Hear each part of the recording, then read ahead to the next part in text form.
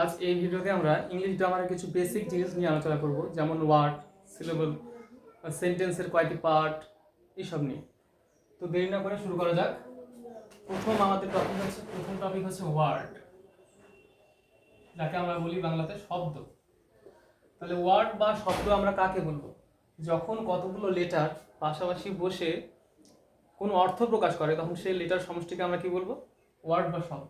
যেমন যদি আমরা GOOD লিখি, তাহলে গুড, এই গুড একটা শব্দ, কারণ এর একটা অর্থ আছে, তার বাংলা মানে হচ্ছে ভালো।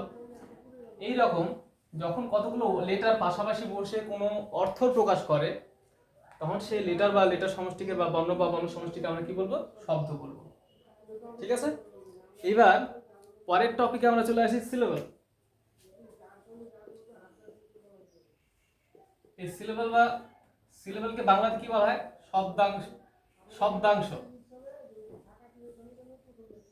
শব্দাংশ বা দল। সিলেবলকে বাংলাতে তাহলে কি বলা হয়? শব্দাংশ বা দল। তাহলে সিলেবল বা শব্দাংশ বা দল কাকে বলবো? আমরা দেখতে পেলাম একটি ওয়ার্ডে এক বা একাধিক লেটার রয়েছে। এবার যখন আমরা কোনো ওয়ার্ডকে উচ্চারণ করি, তখন আমরা কখনো কখনো পুরো ওয়ার্ডকে কিন্তু একসাথে একবারে উচ্চারণ করতে পারি না। কিছু ওয়ার্ড আছে যাদের আমরা এক ঝোঁকে একবারে উচ্চারণ করতে পারি, কিছু ওয়ার্ড আছে যাদের আমরা উচ্চারণ করতে গেলে 2-3 বার আমাদের থামতে হয়, থেমে থেমে উচ্চারণ করতে হয়। তাহলে সিলেবল কি? শব্দের যতটুকু অংশকে আমরা এক ঝোঁকে উচ্চারণ করতে পারছি, সেইটুকু অংশকেই দল বলবো। তাহলে শব্দের যতটুকু অংশকে আমরা এক ঝোঁকে বা একবারে উচ্চারণ করতে পারছি, শব্দের সেইটুকু অংশকে আমরা বলবো সিলেবল বা দল বা শব্দাংশ। যেমন আমি যদি বলি, সিলেবলকে অনেক ভাগে ভাগ করা যায়। Monosyllable, syllabic word, monosyllable, disyllable, trisyllable, polysyllable. Monosyllable বা মনোসিলেবিক ওয়ার্ড হচ্ছে যে ওয়ার্ড একটি দল বিশিষ্ট, যেমন কাম, গো, ডু, এই সমস্ত ওয়ার্ডগুলো হচ্ছে মনোসিলেবিক ওয়ার্ড বা এক দল বিশিষ্ট শব্দ।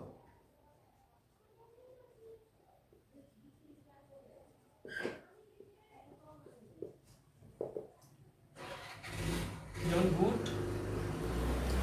Bad, do, etcetera. তাহলে মনোসিলেবিক ওয়ার্ড কাকে বলবো? যে ওয়ার্ডগুলো একটি দল নিয়ে বা এক ঝোঁকে উচ্চারণ করা যায়, একবারে আমরা উচ্চারণ করতে পারি, মনোসিলেবিক ওয়ার্ড, অর্থাৎ একটি দল নিয়ে গঠিত ওয়ার্ড। তারপরে আমরা দেখবো কিছু ওয়ার্ড আছে যে ওয়ার্ডগুলোকে আমরা এক ঝোঁকে নয় 2 ঝোঁকে উচ্চারণ করতে পারি।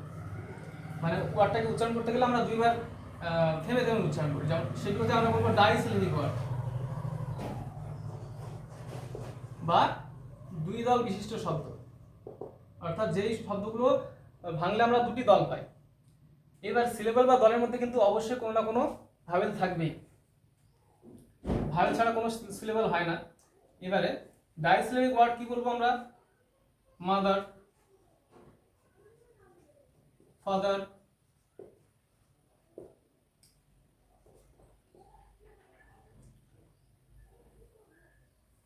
ফাদার, বা ক্যামু,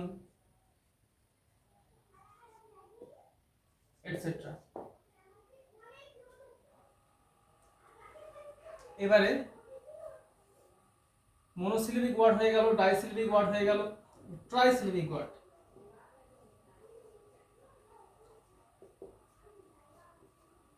তাহলে ট্রাইসিলেবিক ওয়ার্ড বা 3 দল বিশিষ্ট শব্দ আমরা কাদের বলবো? যে ওয়ার্ডগুলিতে 3টি দল থাকে, অর্থাৎ যে ওয়ার্ডগুলি 3টি দল নিয়ে গঠিত, সেগুলোকে আমরা বলবো ট্রাইসিলেবিক ওয়ার্ড। যেমন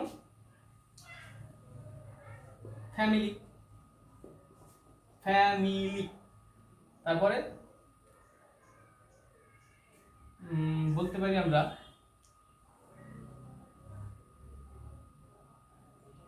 সিলেবল শব্দটাই ভাঙলে সিলেবল শব্দটাকে ভাঙলে আমরা 3টি দল পাই, SYLLEL, সি লেভেল, 3টি দল। তারপরে কি হতে পারে?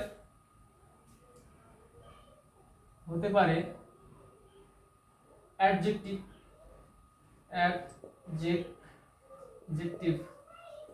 এইরকম ওয়ার্ডগুলো হচ্ছে সব ট্রাইসিলেবিক ওয়ার্ড বা 3 দল বিশিষ্ট শব্দ। এবারে যে দলগুলি 3টির বেশি সিলেবল নিয়ে গঠিত, তাদের আমরা কি বলবো? পলিসিলেবিক ওয়ার্ড বা বহু দল বিশিষ্ট শব্দ।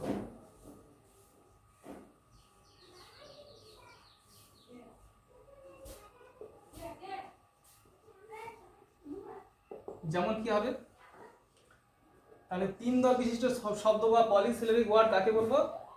যে ওয়ার্ডগুলো 3টি দল বা 3টি সিলেবল নিয়ে গঠিত। যেমন এডুকেশন, এডুকেশন, ইনফরমেশন,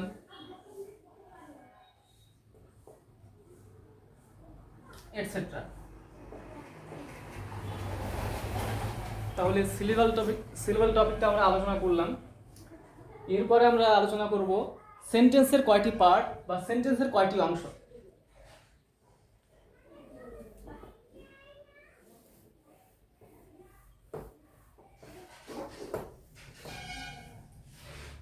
তাহলে আমরা সেন্টেন্স কাকে বলি? যে কতগুলো এক বা একাধিক ওয়ার্ড যখন পাশাপাশি বসে ব্যাকরণের নিয়ম অনুযায়ী পাশাপাশি বসে মনের কোনো ভাব প্রকাশ করবে, তখন তাকে আমরা সেই ওয়ার্ড বা ওয়ার্ড সমষ্টিকে আমরা সেন্টেন্স বলবো। সেন্টেন্স বিভিন্ন ধরনের হয়, তাহলে সেন্টেন্সকে আমরা বিভিন্ন ভাগে ভাগ করতে পারি।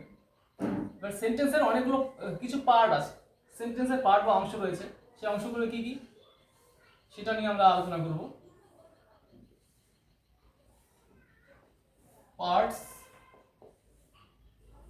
অফ আ সেন্টেন্স, একটি সেন্টেন্সের কয়টি অংশ বা পার্ট। তাহলে সেন্টেন্স কাকে বলি আমরা? যখন এক বা একাধিক ওয়ার্ড ব্যাকরণের নিয়ম অনুযায়ী পাশাপাশি বসে মনের কোনো ভাব সম্পূর্ণভাবে প্রকাশ করে, তখন সেই ওয়ার্ডগুলোকে আমরা বলবো সেন্টেন্স। তাহলে সেন্টেন্সের আমরা পার্ট নিয়ে আলোচনা করছি। সেন্টেন্সের দুটি পার্ট বা অংশ রয়েছে, সেটা একটা হচ্ছে সাবজেক্ট, অপরটি হচ্ছে প্রেডিকেট। তাহলে সাবজেক্ট আর অপরটি হচ্ছে প্রেডিকেট। এবারে সাবজেক্টকে বাংলাতে বলা হয় উদ্দেশ্য পদ, উদ্দেশ্য অংশ বলতে পারি আমরা।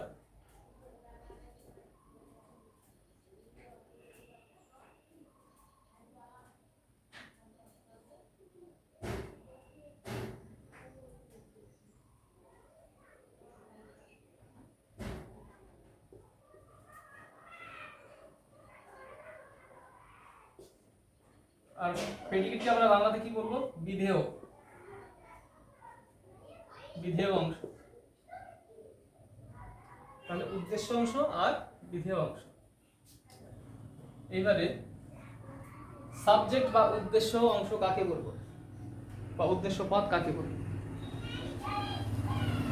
বাক্যে যার সম্বন্ধে কিছু বলা হয় তাকে আমরা সাবজেক্ট বলি। তাহলে সাবজেক্ট কাকে বলি? বাক্যে যার সম্বন্ধে কিছু বলা হয়, কোনো কিছু স্বীকার বা অস্বীকার করা হয়, তাকে আমরা উদ্দেশ্য বলি। যেমন আই অ্যাম রিডিং। তাহলে এই বাক্য আমি পড়ছি, এখানে কার সম্বন্ধে বলা হচ্ছে? আই, তাহলে সাবজেক্ট হয়ে যাচ্ছে আই। এইবারে প্রেডিকেট কাকে বলে? বিধেয় অংশ। বাক্যের বিধেয় অংশ কি? বাক্যে উদ্দেশ্য সম্বন্ধে যা কিছু স্বীকার বা অস্বীকার করা হয়, মানে বাক্যে উদ্দেশ্য সম্বন্ধে যা কিছু বলা হয় সেটা হচ্ছে প্রেডিকেট। এই বাক্যটা যদি আমরা দেখি তাহলে কি হবে? I am reading.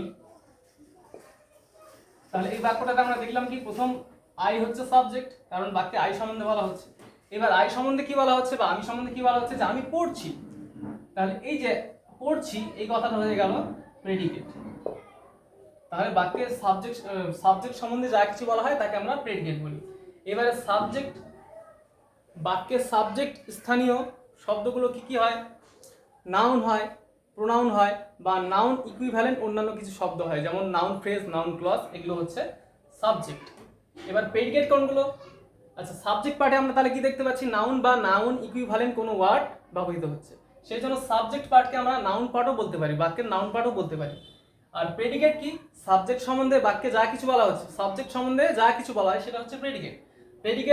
প্রেডিকেটে কি থাকছে? ভার্ব থাকছে, ভার্বের পাশাপাশি অন্যান্য কিছু ওয়ার্ড থাকছে, অ্যাডভার্ব থাকছে বা কোনো অ্যাডজেক্টিভ থাকছে। তাহলে আমরা দেখতে পাই যে প্রেডিকেট পার্টে ভার্বটা হচ্ছে মেন ওয়ার্ড। এবার ভার্বের পাশাপাশি অন্য কিছু ওয়ার্ড থাকতেও পারে, নাও থাকতে পারে। তাহলে যেহেতু প্রেডিকেট পার্টে ভার্বটাই মেন ওয়ার্ড, সেই জন্য আমরা প্রেডিকেট পার্টকে ভার্ব পার্টও বলতে পারি। আশা করি বিষয়গুলো বোঝা গেছে।